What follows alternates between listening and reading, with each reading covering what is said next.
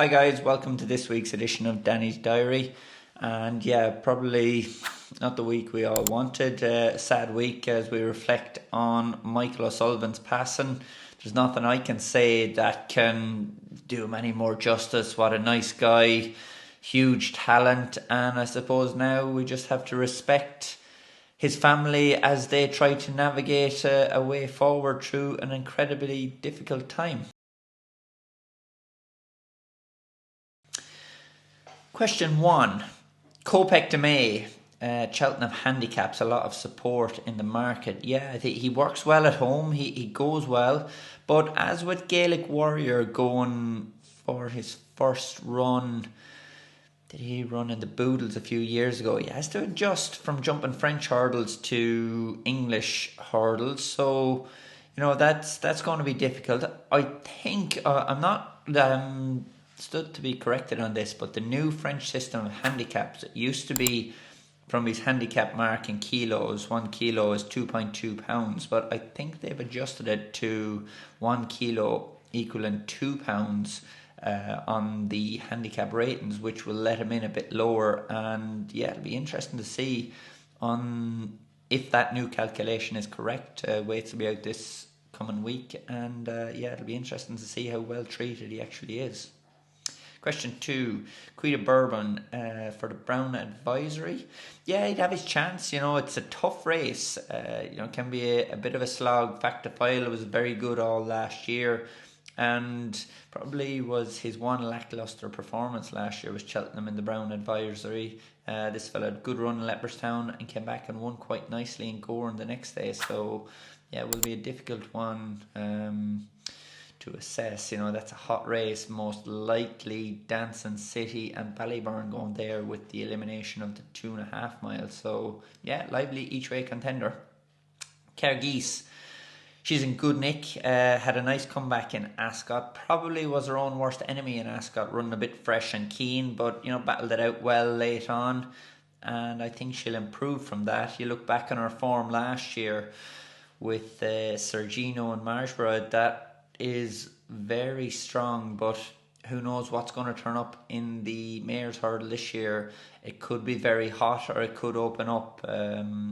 Another one for Kelly Alexander won quite well yesterday's Jade Du Grugy, who definitely won't be without a shout in it, but I suppose Mayor's Hurdle will be decided late on who turns up.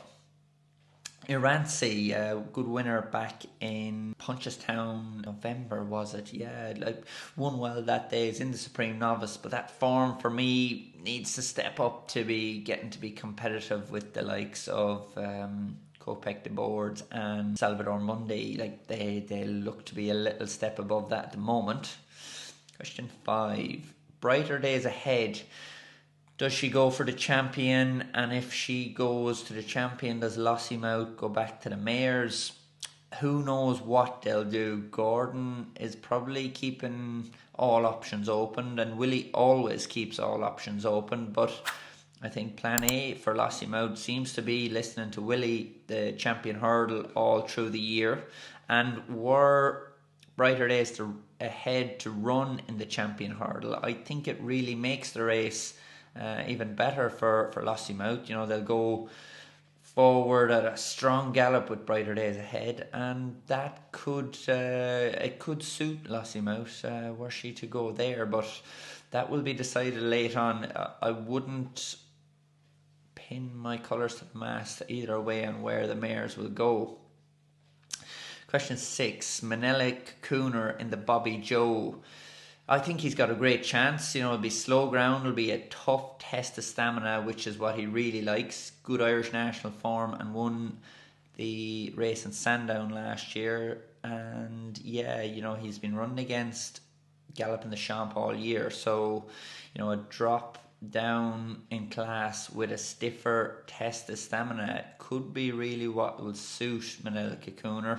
You've obviously got Nick Rockett off a nice weight, but Nick Rockett and Minella Cocooner both won their handicaps off near enough, low 150s marks. So, they're quite well matched. And Aya Maximus is the obvious one up the top, a highly rated type, but he's got to shoulder plenty of weight. So I'm hopeful Minella Cocooner can run a big race here and lead on to Aintree. Question 7. Champ Kiely. He was behind Ballyburn at Christmas, and I'd imagine the Brown advisory would be an option for him at Cheltenham. You know, he'd had the year off, so came back and won quite nicely in Fairyhouse, but you'd forgive him for being a little bit rusty maybe in Leopardstown. I think he can improve from that again, so it'll be interesting to see. I don't think he'll drop back and trip for the Arkle. I'd imagine if he's going for a novice chase in Cheltenham, it will be the Brown advisory, but a good horse to keep an eye on and see as he develops through the season, Jim Kiely.